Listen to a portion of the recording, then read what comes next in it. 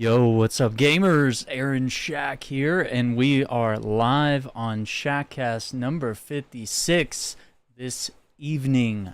We have a lot of things to talk about in terms of pop culture stuff, new releases, video game news. Stuff is all over the place this week, but I wanted to kind of wait for everything to settle and to cover everything that we're talking about here. So, we are going to talk about Deadpool and Wolverine today. We are going to talk about Batman Caped Crusader and some other stuff. My thoughts on those will be included in this episode and a lot of other gaming news. But before we get into the stuff about Marvel and DC, let's dip into something that's kind of exploded a little bit over the weekend. And this is a tweet coming from Phantom Blade Zero. They're actually clearing up a little bit of a controversy here that happened over the weekend. So let me just read you them sort of settling the controversy and calming everybody down, clearing things up. So this is from Phantom Blade Zero's account. If you're not familiar, it's an upcoming game coming to the PlayStation console. It says, recently we noticed that some media outlets have claimed to have interviewed an unnamed developer from S-Game at China Joy, who seems to have made some statements regarding the release platforms and strategy for Phantom Blade Zero. We want to clarify that these claim statements do not represent S-Game's values or culture, as we believe in making our game accessible to everyone and have not ruled out any platforms for Phantom Blade Zero. We are hard at work on both the development and publishing fronts to ensure that as many players as possible can enjoy our game at release and in the future. Our team is looking forward to sharing more development updates soon, and we are excited to bring our world premiere demo to Gamescom this month. So that's that. But I have an article here from Insider Gaming, and don't be mad at Insider Gaming, because all they're doing here, their original report here, is reporting someone else's report, okay? I'm just using Insider Gaming as a way to cite the original source here that stirred up the entire controversy. So, a recent report published by a Brazilian outlet attending China Joy 2024, it was claimed that a Phantom Blade Zero developer had some harsh words for the Xbox ecosystem. It was explained by the developers of both Black Myth Wukong and Phantom Blade Zero that they don't have exclusivity agreements in place with Sony. They just don't see the need to bring their games to Xbox. And per the post on the Brazilian outlet, when an S-Game developer was questioned on the platform distribution for Phantom Blade Zero at China Joy 2024, part of their response was scalding. Nobody needs this platform. So, I mean, I think you can see why the developer on Twitter actually came forward and said, hey, we didn't, this is not our culture. That's not something crazy that we would say. Apparently you've just... you've interviewed someone claiming to be an S-Game developer. Now, I'm sure people can go out on a limb and say, okay, well, maybe they're lying, maybe they're covering this up. There's no evidence of that either. I mean, it's just a reach to jump to that. But yeah, anonymous developer was talking about Xbox, and of course here it goes into it a little bit. Which Black Myth Wukong is kind of interesting. There hasn't been any statements there. It's coming out on August 20th for PlayStation 5 and PC, and it has been confirmed that it is coming to Xbox, but there's some sort of delay to the release due to optimization or something like that. So we don't really know fully what the issue is. So I don't know. A little crazy for sure. But yeah, definitely know your thoughts. Let me know your thoughts in the comments down below. It's very strange, and I would just try to keep from being super outraged about it. I think it's a controversy that's largely been settled, and everything's fine. The next thing settles something about one of my favorite rock bands of all time. Aerosmith has announced retirement from touring, saying that Steven Tyler, the lead singer, his recovery from his vocal injury is not possible. That's what this article from Variety is saying, and of course the band has come out and spoken on it. But yeah, I want to pull it up here. Aerosmith, really great rock band. Okay, I hit the wrong button. Sorry about that. All right. Yeah, Aerosmith, one of the biggest rock bands of all time. Quintessential bands from the 70s that have, sort of maintained relevancy throughout time and have made, some of the most iconic songs in rock music. Yeah, so it appears that they have already played some of their final gigs. The band announced Friday that they have canceled all remaining concert dates and are retired from touring because Steven Tyler's recovery from his vocal injury is not possible. They've also stated, "It has been the honor of our lives to have our music become part of yours." The group declared in a social media post that reads like a farewell statement. So yeah, their Peace Out farewell tour has brought in their touring and their careers, I suppose, to a halt. Let's see. They did have a residency at Dolby Live at Park MGM in Las Vegas. They had a hometown show at Boston's Fenway Park last year to celebrate their 50th anniversary. The statement doesn't mention whether there's still hope for Tyler to conquer his problems to a point that would allow for future recordings. It seems like they've long retired from record making. Their last album, Music from Another Dimension, came out in 2022. Steven Tyler, subsequently released a lone solo album in 2016. But yeah, 1970 is when that spark of inspiration became Aerosmith, and that's pretty cool. It's been a great honor. They've performed like no other rock band. Steven Tyler and his voice, his presence, his the scarf on the mic stand, like everything about this guy is iconic through rock history. So as a guitarist, as a musician, someone who likes blues, jazz, classic rock, all of this stuff that I grew up on because of my parents and because of family and stuff like that, I grew up listening to this type of music on the radio and stuff. And so it's just incredible, and it's also sad to sort of see it come to an end like this. But I mean, there's no telling. There's all sorts of stuff happening with vocal surgeries and injuries and stuff like that. But it says, yeah, the damage to his vocal cords and fractures to his larynx is looking like that's gonna really be something difficult. It's something that I would encourage you to look into would be John Bon Jovi's story. It was in AARP magazine recently, but I'm sure you can find it anywhere. Is that John Bon Jovi also had vocal injuries and stuff like that, and he was afraid that he was going to lose his voice, permanently, and that his job, his tour, his band, his whole life, revolves around music, and he was able to overcome those with surgery and various forms of vocal therapy. So I would advise, if you're interested in this issue, if you want to know more, potentially look up John Bon Jovi's vocal injuries and dig into that there.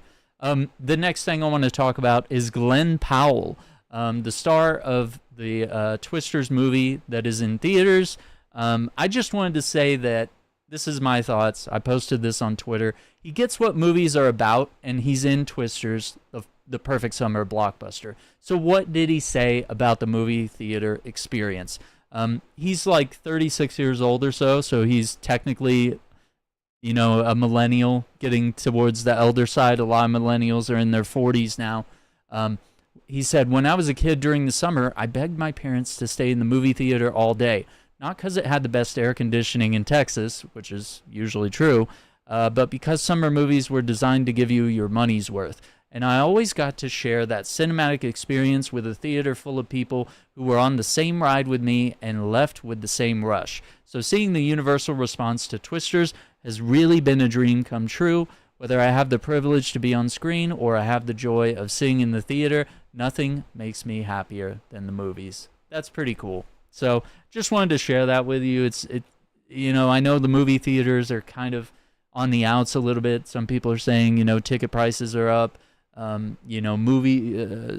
just that, but the stuff that comes with going to a movie, like getting drinks, popcorn. If you're at one of those sit-down theaters where they serve a meal and alcohol and all sorts of stuff, the expenses start to rise up pretty quick. So, I mean, you really start looking for movies like, you know, perhaps Twisters, Barbie, Oppenheimer, Deadpool and Wolverine, big movie events, and that people are just not going to the movie theaters and spending like they used to. We're not just going to see any old movie at any time. Movies went from being, I mean, I remember when I was younger, like our local 6 movie theater thing was like $4 a ticket, and gradually it went up and up and up. But I mean, the point where a single ticket is like $10 to $15, $20 is like really rough. And if you're taking you know, wife, girlfriend, family, kids, you know, whatever it may be, those expenses add up very quickly. So it's kind of nice when we can sort of go back and point out, like, hey, there's still these movies, there's still these big summer blockbusters that you're going to enjoy if you get out there and head to the movies. There's still some stuff like Twisters that's worth tapping into. Next, I want to show you guys something. My tweet was that, hey, I enjoy this. I feel this deep in my soul about what's going on with the gaming industry. This is from a guy, his name is 8-Bit Closed Fist, and I believe he's largely on TikTok.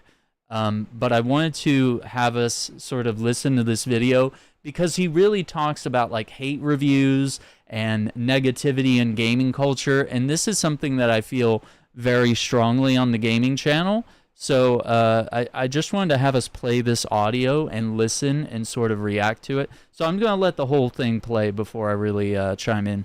YouTube ruined gamers. G-Man had to remove his Star Wars Outlaw review because it was too positive. This is the world y'all want to see. After years of Angry Joe reviews, there is a large amount of gamers who believe that the only way you're being genuine about a game is if you're being negative. I'm going to let you in on a secret.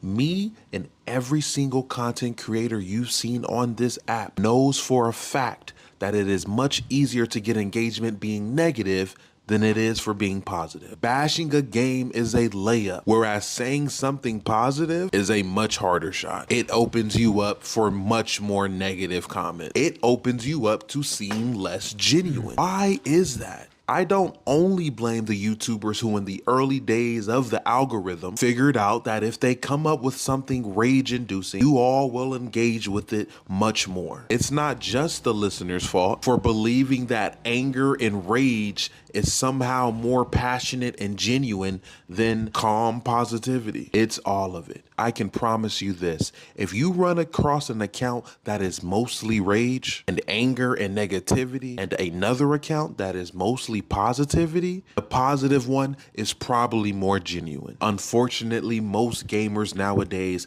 have succumbed to nothing but groupthink, mob mentality, sheep-like behavior. If anything goes against the grain of the majority, it is tossed out and disregarded. Any criticisms of a game that's supposed to be loved gets tossed out, and any love for a game that's supposed to be hated gets tossed out. All that does is make developers say, you don't know what you're talking about. And can you disagree when y'all are willing to disregard an opinion of someone who played a game and liked it, even though you haven't even touched it? But that's just me though. Make sure you tap in for more video game discussions.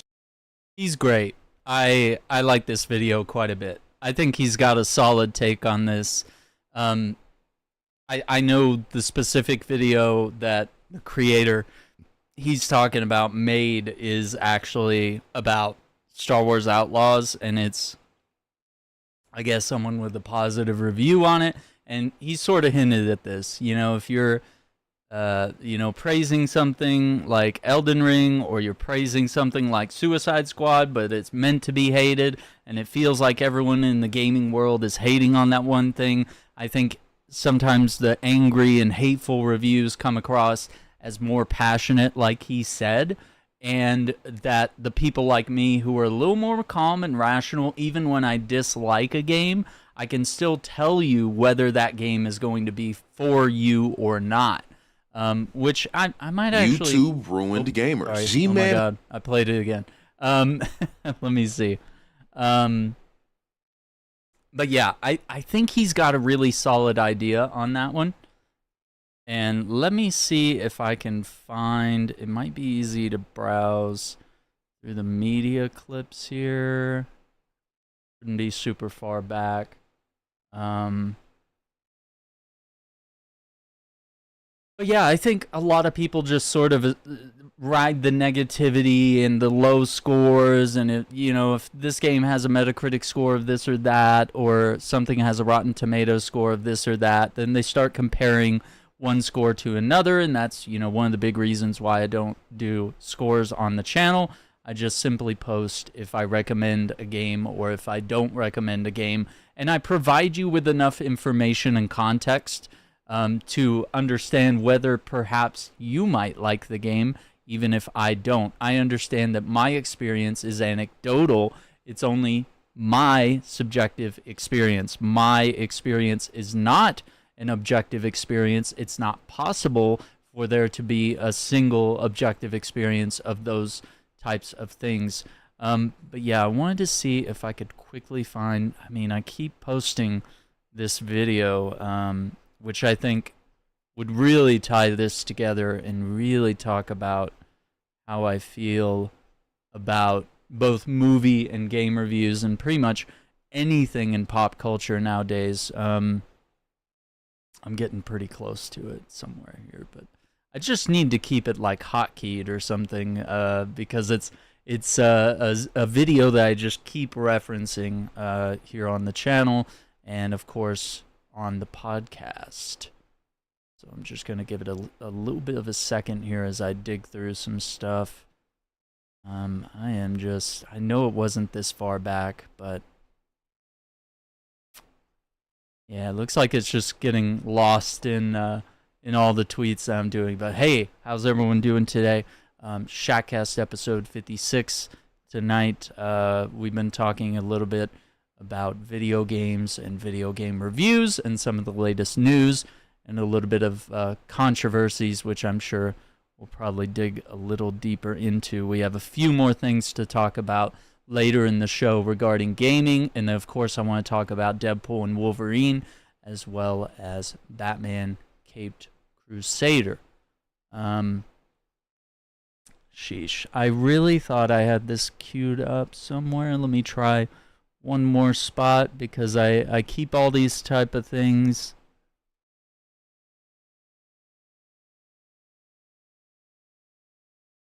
in a couple different channels here and there. I might have put it in the movie channel.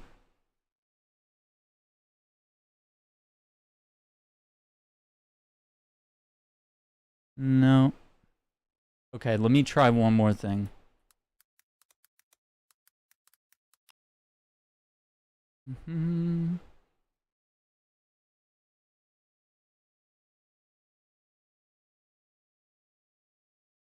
Media? Can we get lucky here and find it? No. Oh, it's from All the Right Movies. Okay.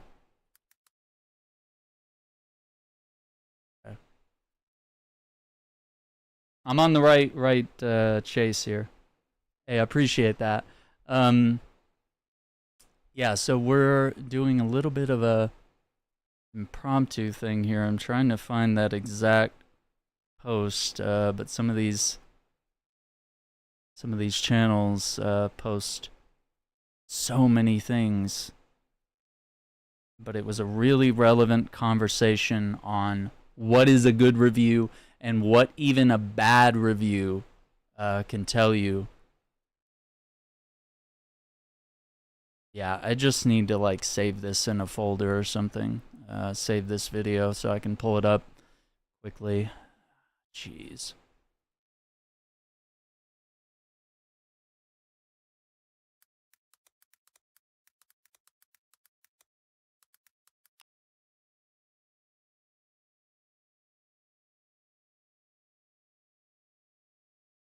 No. Shouldn't be a hard video to find.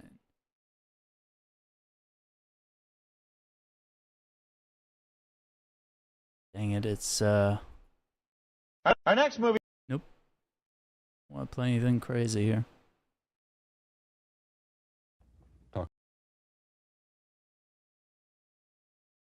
Yeah, it's not. Dang it. It's really upsetting that I can't find this clip. I usually have everything pulled up, but this is kind of impromptu. I'm going to give it just another minute of searching. Let's see.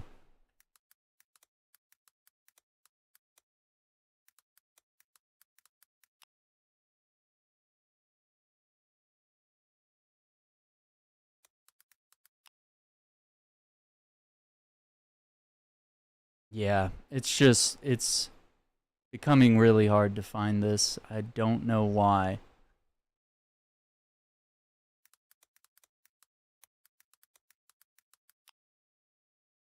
Like this post just disappeared from the earth. I can't find it. Yeah, I don't know. I guess I summed it up as best I could. I mean, without the full context, but I really wanted to have the video here to fully, and I'm probably going to find it as soon as we wrap this video.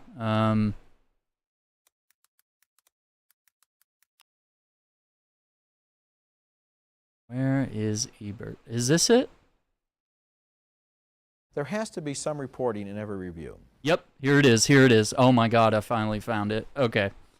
Courtesy of All the Right Movies, this talks about a little bit of what a review, a good review and a bad review should contain. So even if myself or someone else is saying like, hey, this game or this movie is not good, we should be able to give you enough data, enough, and answer questions or whatever it may be, give you enough information that maybe even if I don't like it and you're reading my review and you're like, wow, it sounds like it sucks based on his opinion, but as I read here, it actually seems like something that might resonate with me.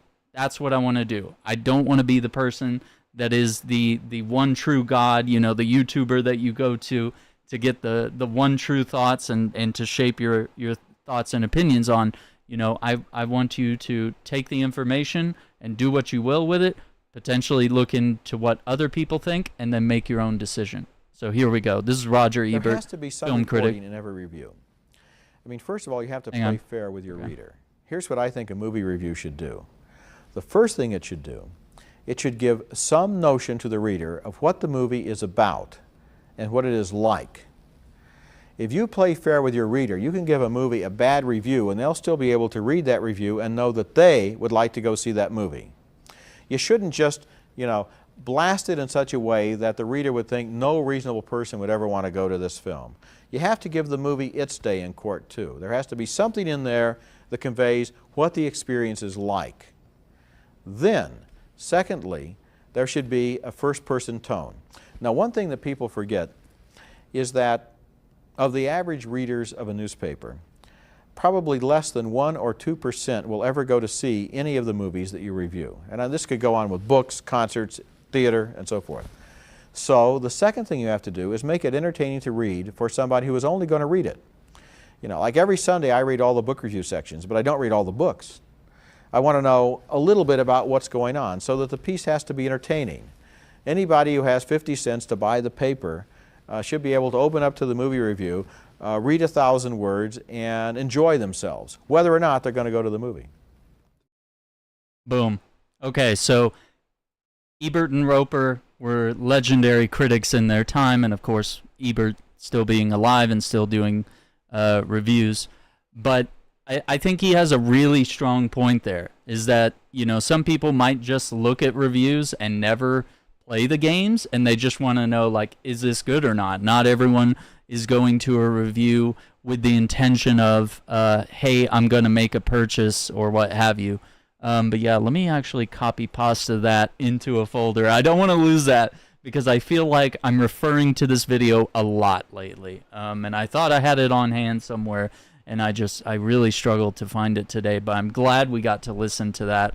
The fact that, you know, some people just might read the review and that might be it. That might be all the experience of it.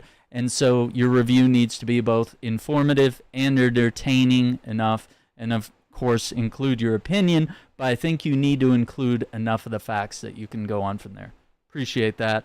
I'm trying to dress up a little more for the podcast, keep things looking nice and classy, and, you know, make sure we're taking things really seriously. Yeah, I don't think this even factors in. We have a question here in the comments. What if someone, I'm going to try to suss this out. What if someone never went to the movie and lies to everyone that he or she went to the movie but never went to the movie? I guess what you're saying is, like, if someone were to make like a fraudulent review, or, you know, and like say I went and saw Deadpool and Wolverine when I didn't, and then talk poorly about it. I mean, then you would just lose all credibility and no one would trust you.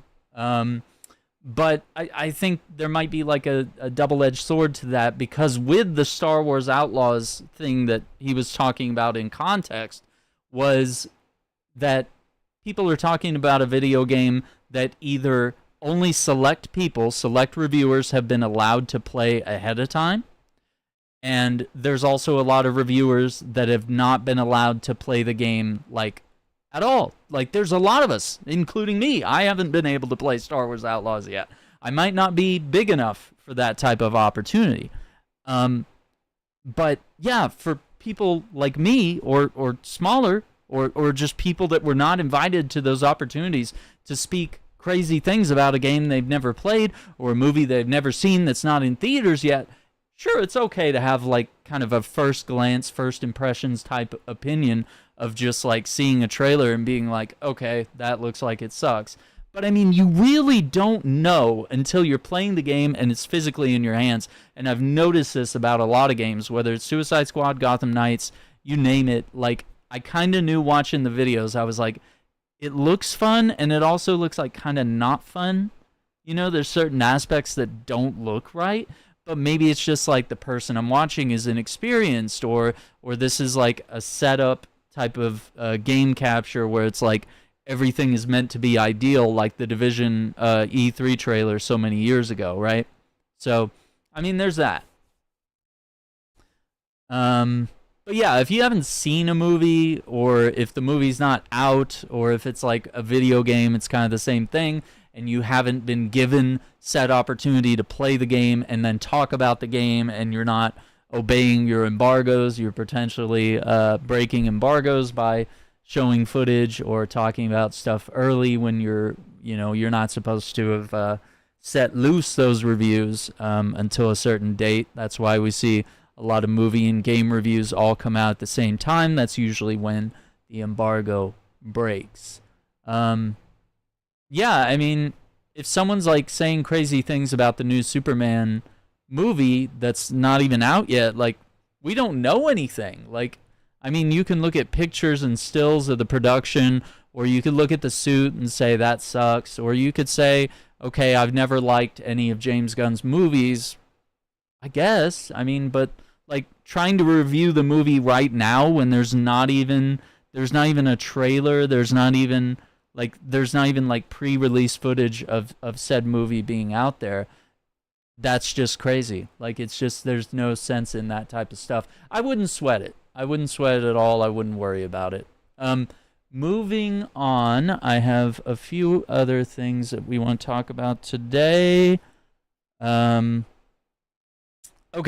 so the next thing, I actually posted this in the description down below. I'm not going to play audio from this, but I did post the opening credits to Batman the Caped Crusader. I'm going to make a video on this later, sort of analyzing the music, because I am a musician, and I wanted to sort of make a video talking about it. It's a very different type of Batman theme, but I did say that I think the way they did the opening credits with the black and white noir vibes, it's definitely noir type of music from the detective films of the 1940s. It's set in sort of a fictional 1940s setting. So they're definitely going for that, leaning more on Batman's detective vibes rather than, the sort of wacky, gadgets and silly supervillains, although they're been some very interesting episodes. I'd like to give my overall thoughts here, so spoiler alert, I'm going to try not to trample too much into spoilers, but I do want to talk about Batman Caped Crusader, and then I want to also talk about Deadpool and Wolverine. But yeah, when it comes to Batman Caped Crusader, I think some of the big concerns that I had on the way in were some of the changes that they were going to make. And I don't know if the changes, they might be good, they might be bad. The first one that was kind of blatant was the Oswalda Cobblepot, which is sort of a gender swap of Penguin, which is kind of lazy writing and poor narrative type stuff. We saw it recently with Suicide Squad Kill the Justice League. Instead of introducing Captain Cold or Killer Frost as like a playable character of the Suicide Squad, they instead created their own alternate universe, Mrs. Freeze, that's, the wife of Nora Freeze. So in this alternate universe, there's Mrs. Freeze and her wife Nora, and it's pretty much mostly the same story as Mr. Freeze's. It can just be kind of a lazy way to come in, just like gender swap iconic characters. And we're starting to see it more often where characters are either being like gender swapped or race swapped from what the original iconic character was. What I will say about Oswalda Cobblepot is that actually I think Minnie Driver's performance was pretty good. I think, although I don't necessarily like the idea of the gender swap, I think the performance was good and the character looks fine. And, in that one episode, we didn't really get a whole lot of context or a whole lot going on there. But, I mean, we got enough that I can say it's interesting, I guess. And then, of course, we're seeing with Harley Quinn, something's a little different, is that she is now an Asian character, which is different. And not necessarily a good or a bad thing, just kind of different. And we're seeing that there's sort of like the quirky version of her is really the doctor, the psychiatrist. And then sort of the dark and sadistic version is when she's actually in the like jester costume, which is a little more dramatic, and the color swaps are different on that suit, and it's a little more traditional medieval type of vibe. It's not the black and red. It's not similar at all to the original animated series of Batman's design. It's definitely different. I think that episode was an interesting one. Plotline was kind of all over the place. It never really got the idea of whether she herself is like insane or suffering from some sort of mental issue. But she was essentially kidnapping her patients and treating them when she believed, I guess, that they couldn't be helped by traditional talk therapy. So that was interesting. It once again doesn't necessarily make the show any better or worse. It just seems like weird, unnecessary changes might have taken place there.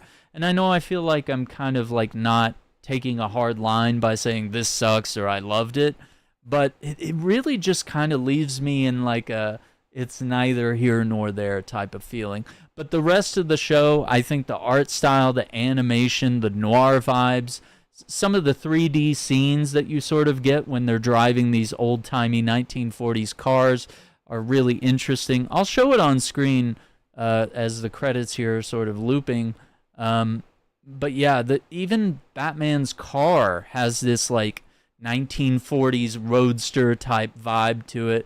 Everyone's got the pencil thin mustaches and stuff. It's definitely got the vibes, and I think Hamish Linklater, who you might know as the priest from Midnight Mass, did a really good job voicing Bruce Wayne. And when he switched to the Batman voice, like, to me it felt like Kevin Conroy. And I love the way the Batmobile looks. It's kind of an homage to the original in the 90s animated series, but it has that like 40s like supercar type of vibe, or what it would have been in the 1940s. You know, what kind of car would he have been able to make and have access to that could sort of become the Batmobile. But yeah, I think the casting has been really good. I think the other thing to note is that Commissioner Gordon and Barbara Gordon were also sort of race swapped to be African American. I don't think it necessarily affects anything. It's just different from how the characters were established, what they've traditionally been across all media. It's neither here nor there. It doesn't make their performance any less or worse. But I felt like Commissioner Gordon really didn't get much of a presence in the show. I mean, he definitely had lines throughout the series where he had chances to speak or whatever. But I think most of the time he was like saying that, you know, my job's on the line on whether or not this case is solved. And largely it feels like the main characters of the series were Renee Montoya, who is a cop, a detective, or, you know, Harley Quinn was also a very big focus.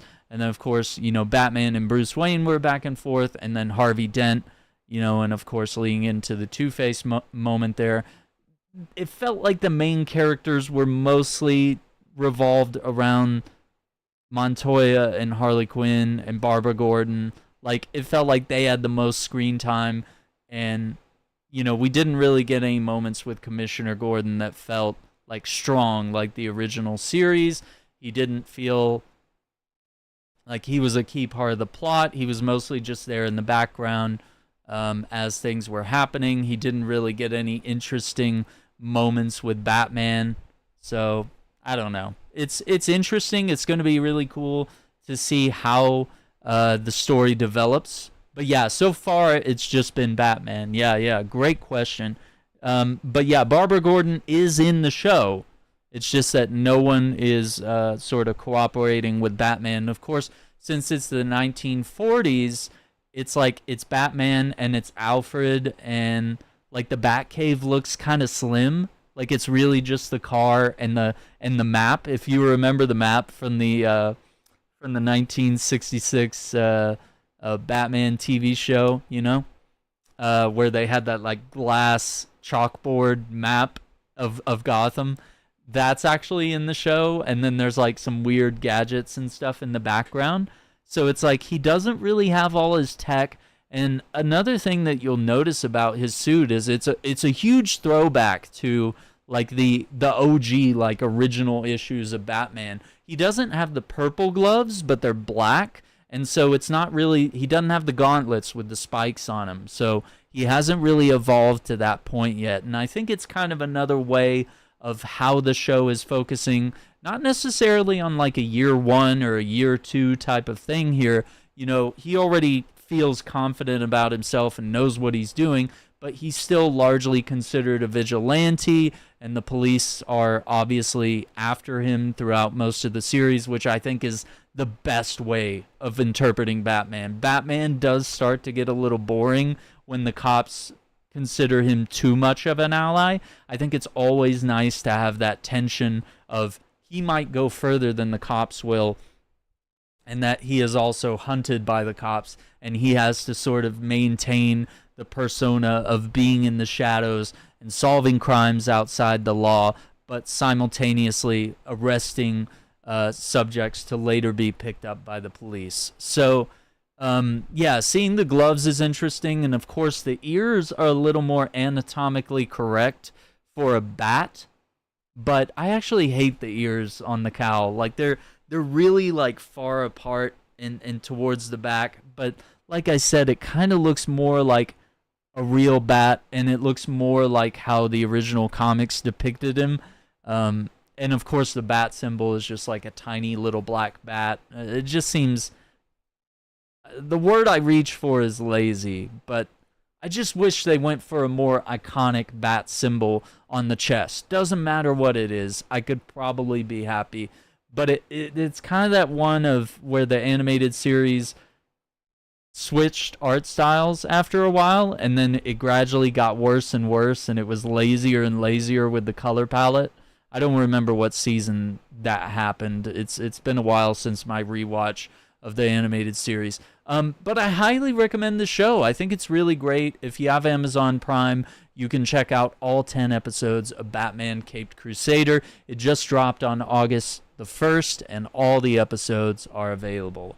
And I just think the cast did a really good job. And you're going to hear some familiar voices, and it's produced by Matt Reeves and J.J. Abrams. So some serious firepower behind this show. And I'm already super excited. I hope a season 2 is in the works. I would assume so. But I would really love to see more. 10 episodes, proof of concept. I think it's great. I would love to see maybe more episodes in a future season, maybe 13 or 20, because animated series with, 25, 30 minutes or so worth of content, 10 just seems really short. But it didn't overstay its welcome. It didn't feel like there were any filler or unnecessary episodes. I think each episode kind of had that villain of the week type vibe. And I think the only thing that I wish they had done differently is I don't like the binge model. I think dropping an episode a week and then forcing us to have those water cooler moments of like, oh, wow, we can talk about this episode this week and theorize about what we might think will happen next week. Like that builds up so much more momentum because people are just going to put their full reviews out for the show or talk about the last episode immediately. Whereas, with a weekly drop, it's like we can talk about it for a month or 2 months, depending on how many episodes you have. It stretches out the conversation about your show online. So interesting stuff. Highly recommend it.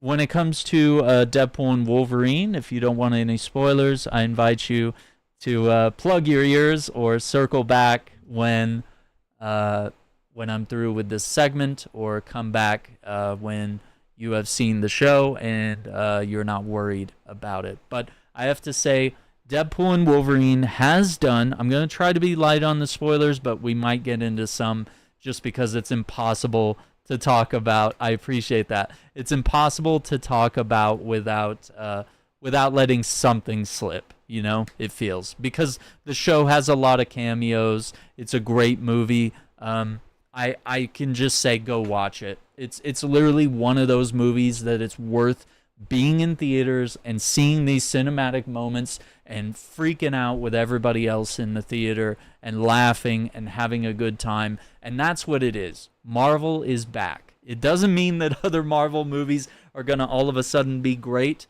But I do think that, having Ryan Reynolds and the team that has been making these Deadpool movies at the helm here and allowing them to essentially flex their creativity and not blocking them the way Zack Snyder and other creators in the industry have been blocked when they're making movies by big studios and their opinions and writers and their agendas. Just focus on telling a great and iconic comic book story. And this movie is packed full of cameos. And the thing is, my usual nitpick lately with Marvel has been that they've been overusing the cameos and simply using characters to set up the next movie. And this is a movie that's just really good. It's self-contained. Sure, could there be more Deadpools? Could he become a character in the MCU? Absolutely. Any of these things could happen. But it didn't feel like it was here to set something else up. It was here to pay homage to the Fox universe of the Marvel superheroes that they interpreted over the past, 20-something years or more. So I have a little image here on screen that I'll share of some of the iconic heroes there.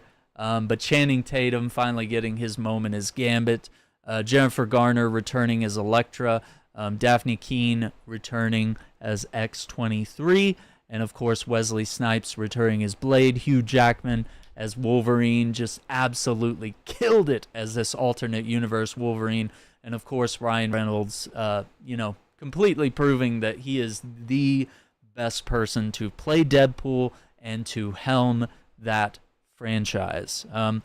It's just a movie that's not burdened by the creativity of boardrooms and agendas, which has allowed Marvel and Disney and even Star Wars to sort of sculpt stories based around certain agendas. There wasn't some big agenda behind this movie. It was like, hey, these are your favorite characters. We're going to finally put Wolverine in the red and blue and sleeveless, have him on screen, stabbing people.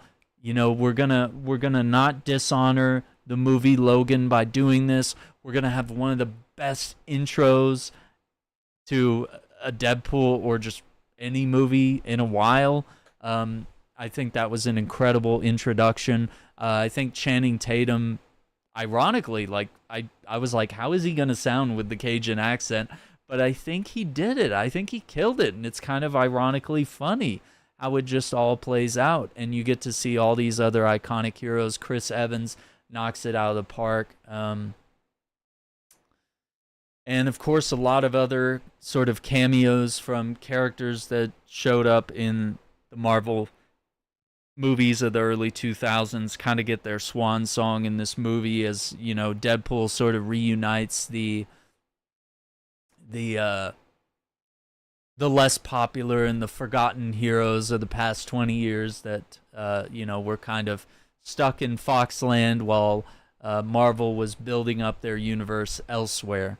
So it's really cool. It pays a really good tribute, and it's got really solid action scenes, good dialogue, a strong narrative. Like, it's everything you want in a comic book movie. It's a big, loud, explosive summer movie with a great soundtrack that's, you know, it's got those hilarious moments. It's got that Deadpool humor that you can appreciate. And I just think the characters were really well honored, and it makes me excited. We got to see Wolverine in the cowl, and I think we really enjoyed just seeing all these things come true. It's a comic book fan's dream come true. So, I mean, does it fix Marvel movies going forward? It's made over like I mean, before I even did this episode, it's like over 800 million in sales, and that's just domestic. That's not even the worldwide sales yet. So it's likely to get higher than that, 800 million. So does this mean that Marvel is going to look at this and go, oh, maybe we shouldn't be worried about like pushing feminist agendas in She-Hulk, or, you know, trying to push like weird propaganda in the Marvels or any of these other shows that we've talked about, where it's like, just focus on like finding a comic book adaptation of Hero X and making that come to life on screen. It doesn't mean you have to copy paste everything from the comics, but everything in popular media is influenced by something. You know, you take a book like Lord of the Rings and then you make a movie out of it. But if you start putting our world's politics and social agendas into the movie, you kind of start to mess things up. And that's the point where it's like, Twisters just needed to be a big action movie about people chasing tornadoes, and, you know, tell some sort of a romantic story with it, and just have a killer soundtrack. Like, that's all it needs to be. It doesn't need to be like a climate change or a propaganda or a female strong hero, you know, she don't need no man movie. Even though it has elements of that, it doesn't preach to it and smack you in the face with it, or demean the viewer by saying you have to like this or you're a bigot, you know? So it needs to be based on pure good content, good narrative, strong dialogue. You have the most iconic characters in the world. Anyone recognizes any of these comic book characters. The Superman shield, the Batman logo. I mean, people recognize Deadpool or Wolverine just based on one thing, the claws, or just the mask, or whatever it could be, or the X from the X-Men. It could be so many things allow people to instantly go, oh, that's Spider-Man. Like, these are so well known, and they're so awesome, and it's so simple to just do something right with these characters. It just blows my mind that it has become so difficult for people to figure it out, but everyone's wanted to sort of come in here and inject, you know, buff up their own careers, or talk about how there's some sort of great writer, and finally I can do what I want with Marvel. It's like, no, if you're working for Marvel or DC or something, you need to understand that this is a privilege and not something for you to like boost your resume and try to rewrite this iconic universe to suit your social agendas or your sexual preferences. Anyway, last couple of things I want to talk about on the show today. That's it for any sort of spoilers on Batman Caped Crusader or Deadpool and Wolverine, which I enjoyed both incredibly well. I want to talk about Game Informer. Game Informer magazine has been in circulation for over 33 years. Game Informer magazine was closed. The website has now been completely deleted from existence, and staff has been laid off. Game Informer has, of course, been owned by GameStop for quite some time. I'm trying to just, I can't even pull up their Twitter account at this point. Even the post that I retweeted when it died is completely gone. Like, that account just does not exist. So my sort of initial thoughts at the time, it's truly the end of an era. Both before and during the era of the internet, Game Informer was a trusted source before outrage farming and controversy became the way to make a buck for mainstream gaming media.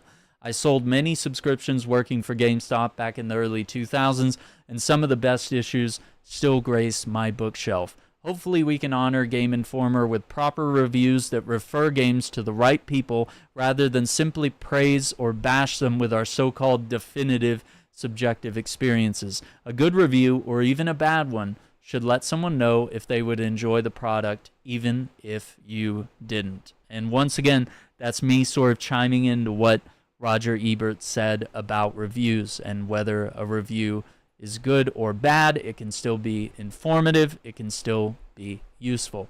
But yeah, this is still up here from Jeff Keighley, where he said Game Informer magazine will cease publication. Staff have been laid off by GameStop. And I don't think there's anything else. I think, there's Andrew Alliance, our boy, commenting down there. Cool. But yeah, it's really sad to see Game Informer go, because I think so many of us had either by going to GameStop and getting a subscription, getting the power-up rewards card from GameStop, which got you like the 10% off gaming or whatever. I think with print sort of declining, where people don't really go to the bookstore to buy magazines, people don't really go to the checkout and buy a magazine. People don't get their primary news from magazines unless they sign up for that subscription at GameStop. So I think GameStop had a lot to do with keeping the magazines like sales and stuff going forward. And I think Hugh has a really good question here. He says, do you think anything will replace it, or the day of the magazine is over? That's really hard to say, because I think everything lately is all about Twitter. It's all about, going to the gaming websites themselves and looking at the information there. But they literally just nuked the Game Informer website altogether. Like, it's just gone. Years and years of history, online backups of some of their articles are gone. And if you don't have the print magazines, there's really no, with even the Game Informer Twitter account being deleted from existence after the developers tried to, after the employees tried to do one farewell post. They tried to do an extra farewell post because the one by GameStop was actually made by AI. But yeah, the actual employees tried to do one more farewell post. They logged into the account, and then the account was quickly deleted and just completely destroyed. So, insane. And the thing is that Game Informer was always considered, even if you disagreed with their scores or whatever, you at least considered that they were credible. They feel like the last bastion of gaming media before it got corrupted by, how IGN gives Deadpool a 4 out of 10, or Kotaku or any of these other sites. It's all about outrage. It's all about trying to get you onto that website to argue for or against your favorite game, or to whine about the reviewer and their and their poor critique, or to go there and defend your favorite game and how it's the best game of the year. All that engagement gets them ad revenue. So, I mean, that's what all of this is at the end of the day. And YouTubers are the same way. But the difference is, the distinction is that I can't speak for all YouTubers, but I myself do not go for the outrage stuff. I don't go for the hate reviews. If I don't like something, I'll tell you, but I'll figure out a way to refer that to the proper audience and make sure that, hey, if this is a game for you, but it's not for me, I'll make sure that you know that. And I'll be honest with you. And I think that's what people look for. They want authenticity, they want honesty, and they want it to feel, I mean, I've always sort of tried to create the atmosphere like I'm just your employee at the game store.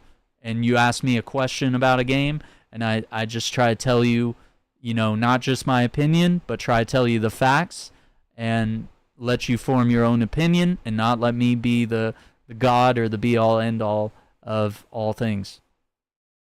Will they become collector's items? Yeah, I mean, it's certainly possible. You never know with the industry. I think a lot of older games, even the 2013 Deadpool video game, has become a bit of a collector's item. It's going for like $400 online. Some people are selling it as high as $1,000 or $2,000 for a copy of that game. And because it's been delisted from both the Xbox and PlayStation, any other online stores, there's no digital version of that Deadpool game. But with the resurgence of the movie, it has a lot of people wanting to buy that game. And so people on eBay and other sites are hiking up the prices, and copies are just not available anywhere. So it could happen with the magazine. I definitely have a couple copies on the bookshelf here. I'm going to do maybe a live stream later this week.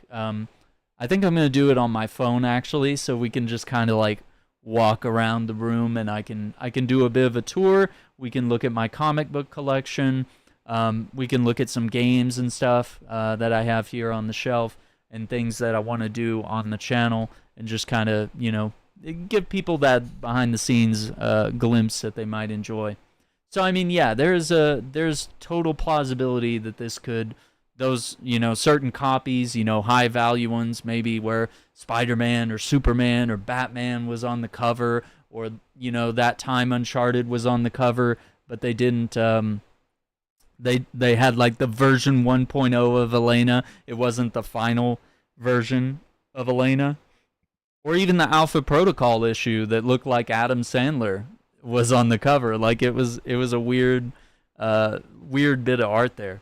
Yeah, definitely tune in for that, because I think it will be really interesting. But sad stuff from them. We also got news here from Bungie, and this is huge because if you know me, I'm a Destiny fan through and through. I've covered Destiny longer than I've been a content creator, longer than this channel has been around, longer than my Twitch channel has been around, because I started on Twitch like 2015. Destiny originally came out in about 2014 or so. I was playing the alpha back in the day.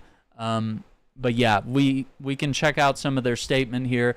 But Bungie has eliminated 220 roles at Bungie, and I never really got like full clarification on this as to whether the two key parts of Bungie's team, which was Luke Smith and Mark Noseworthy, who were key to all sorts of expansions, all sorts of reveals over the years. These two have been key players in Destiny for a long time.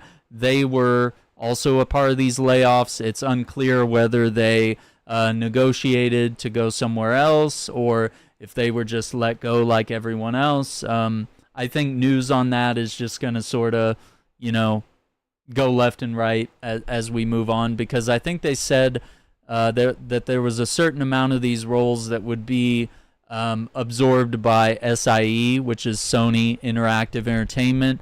Yeah, they're integrating 155 of those roles, so that's 12%. So some people are essentially being moved from the Bungie team to Sony Entertainment, Interactive Entertainment. So it might sort of soften the blow that they're not just throwing 220 people out on the street, but it's still going to hurt, especially when the CEO, Pete Parsons, as per some tweets here. I don't know if I can find. Let me play around, see if I can find some of those tweets.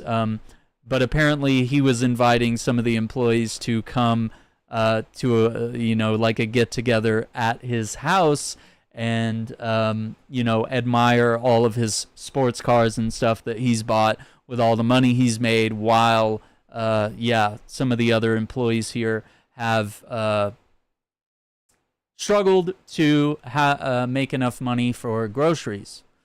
So Leanna Rupert, I'm sorry if I don't pronounce it correctly. I'm just, but yeah, also formerly at Bungie, formerly wrote for Game Informer, Prima Games, a bunch of other places here. But yeah, her and another community manager were in the lobby talking about how they didn't have enough money for groceries, and that employee services was an angel for helping me have food, since I was told to drop all my side jobs when Chu got laid off. And Pete walked up and bragged about his expensive cars. So there's a whole story here about that.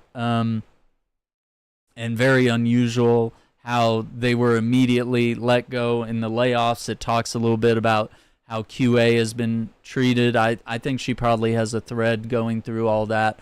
Definitely worth looking into. You can find that on her Twitter if you want to dig into that a little more.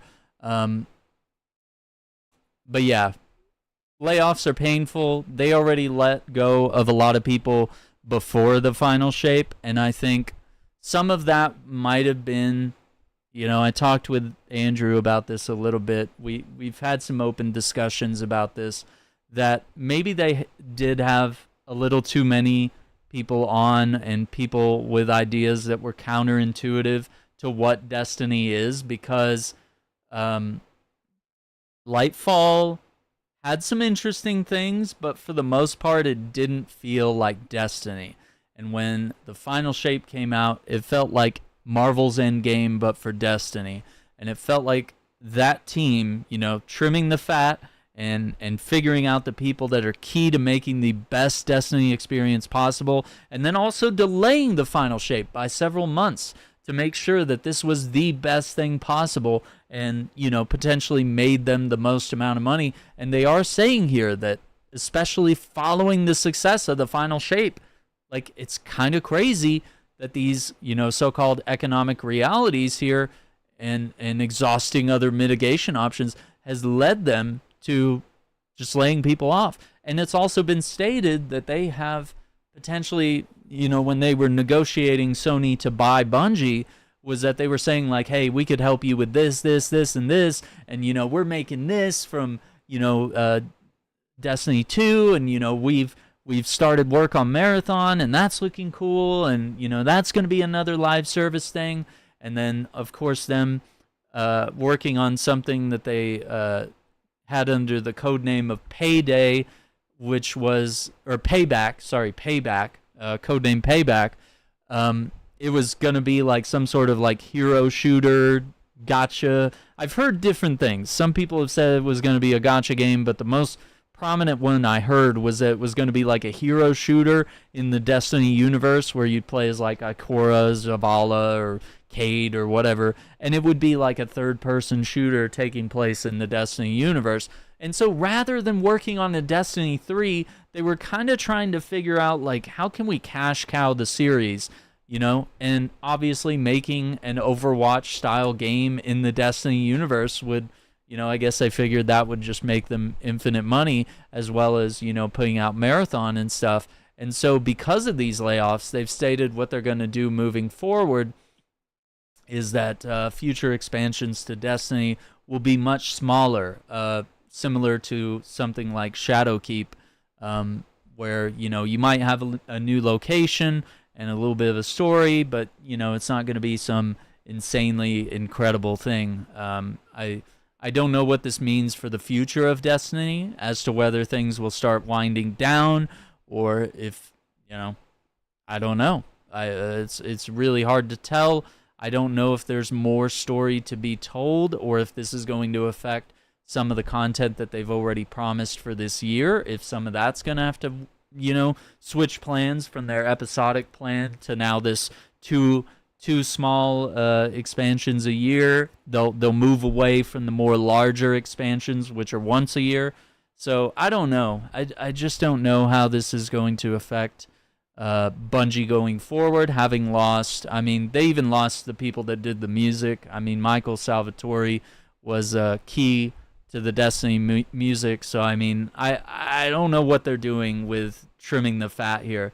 I'm not sure if it was a good idea for Sony to buy Bungie.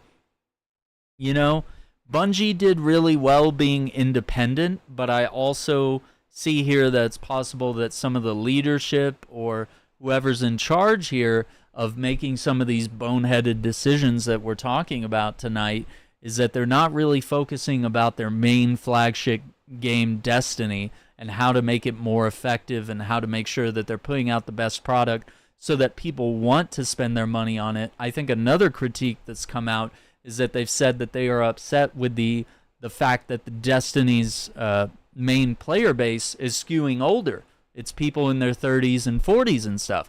And it's like, well, what do you expect? It's not a children's game. If you want to play Destiny, if you want to buy the costumes and the guns and all the cosmetic features, you have to have money. If you want to buy the expansions, you have to have money. The game may have gone free to play, but that only gets you so far, you know? And it does get you a decent way. But I mean, if you want to afford and play through all the various expansions that have been there over the years, I mean, I've bought and played every single one, and thankfully, big shout out to Bungie that they actually sent, you know, a code for me to cover the final shape and all the episodic content that's on the way for the rest of the year. I still have more to dig into on that, but I mean, it's pretty awesome that they recognize that I've been making content around their game for the past 10 years or more. So hard to say whether it was a good idea or not. I think Bungie was great under Microsoft, but I don't think things were great under Activision. The game was overly monetized, and the good stuff was hidden behind the Eververse store. I think things shifted when Bungie was independent, but obviously it seems like they probably made some financial maybe they grew the studio too big. Maybe there's all sorts of other issues. Who's to say what it is? But I think them being bought by Sony and that essentially leading into more layoffs and shutdowns of various, you know, it just feels like they're shutting down life support in some areas. And that may be a little over dramatic, but, you know, we'll have to see how Final Shape wraps up with all its stuff and how Marathon does. And, you know, Bungie was also meant to sort of pitch in. They're the ones who told the Last of Us developer Naughty Dog what the consequences would be if they were going to make a live service game. They said, hey, you're not ready for this. Like, you'll never make a single player again after this. Like, you are going to be dedicated to this live service factions mode or whatever you're going to call it for The Last of Us. Here's what it's going to take, and I think that helped talk them out of it. And I think that they're also going to be sort of a team that's going to work with Sony on probably Concord and whatever live service games that they have on the way. It wouldn't be surprising to see Bungie step in and help there. But it's not looking good if they're having to lay off a lot of people and, you know, if there's mismanagement in the leadership of the studio.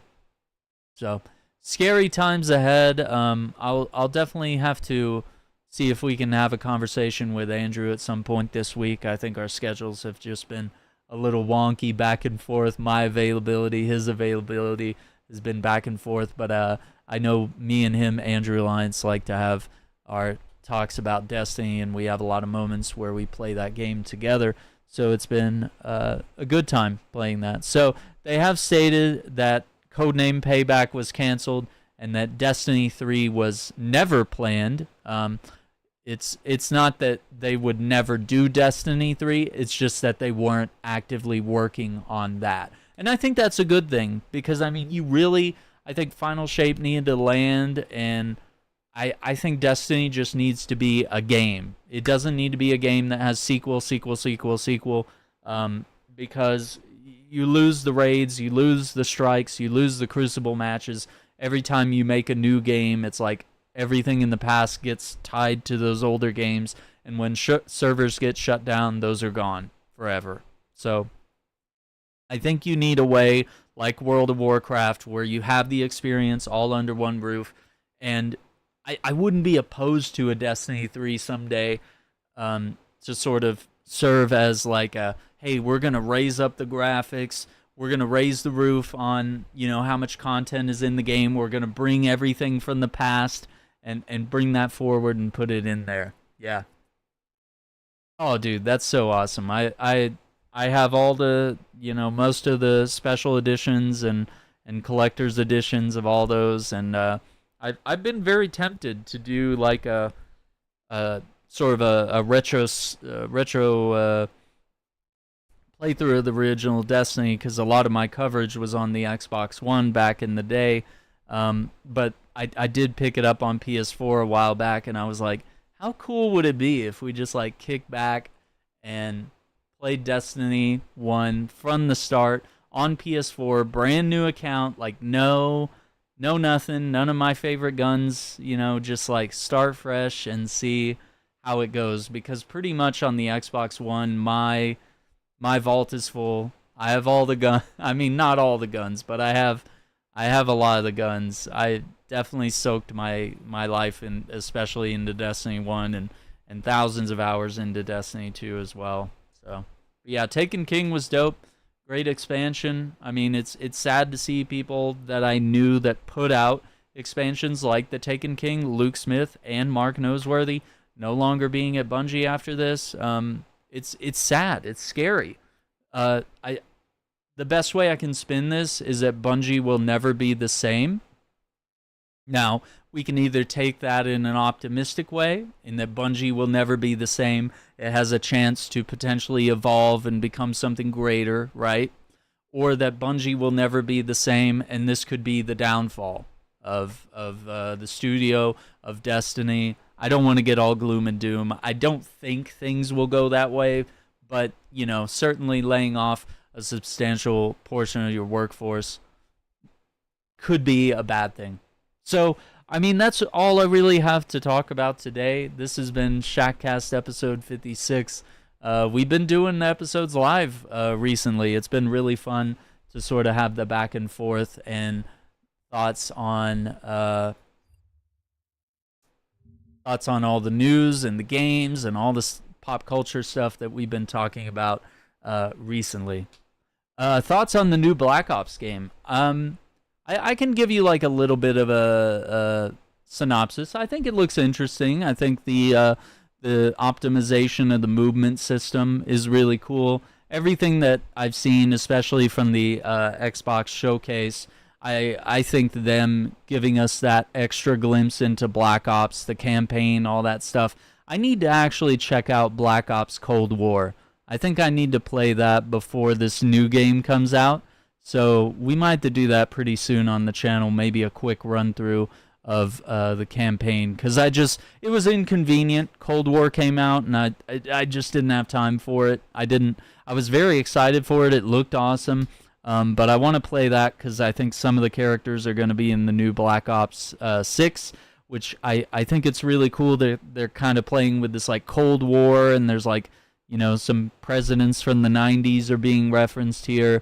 And we're sort of talking about, you know, the Desert Storm era of things. So it's not one of the most popular areas that video games have been in for a long time. So I think it should be really cool. I'm actually keen to see it. I'm more of a Modern Warfare guy. I really enjoy those characters, that world, the modern weapons. But honestly, if Black Ops is taking place in the 90s, like I could dig the weapons, the pop culture, the world, the technological limitations of the time, you know, of not having like ridiculous drone technology and stuff like that, you know, futuristic, ridiculous tech, you know, could be kind of neat. And I'm also very excited for the new Delta Force Hawk Ops. I think the PC, was it? I forget if it's alpha or beta. I think it might be alpha codes that are going out right now. Let me double check. Yeah, it's an alpha test. I don't believe I have a code, so I don't think I'll be doing any coverage on it unless something changes. But I did apply, and we'll just see. I don't know. But yeah, I'm very excited about it. I don't know if it'll be for me, but I will certainly try and hopefully enjoy the new Black Ops game. So once again, I want to thank you all for watching. This has been Shackcast episode 56. Don't forget to leave a comment in the comment section down below. If you're listening, we can be found on all podcast outlets. If you're watching on YouTube, don't forget to like the video, subscribe to the channel, ring the notification bell so you don't miss out on future videos, live streams, podcast episodes, etc. This has been episode 56 live, and we'll see you on the next one. Bye.